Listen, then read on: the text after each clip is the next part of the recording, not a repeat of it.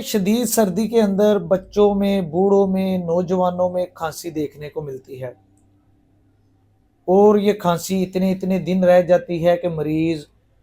परेशान हो जाता है कि शायद वो किसी बड़े मर्ज के अंदर, किसी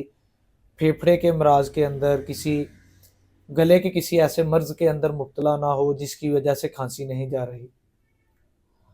आज हम जिस मेडिसिन के बारे में पढ़ेंगे ये खांसी के लिए एक बड़ी मुजर्रब मेडिसिन है, बड़ी पेटेंट मेडिसिन है। डॉक्टर सैमुअल हनीमन जो बानिए होम्योपैथी हैं, उनके मुताबिक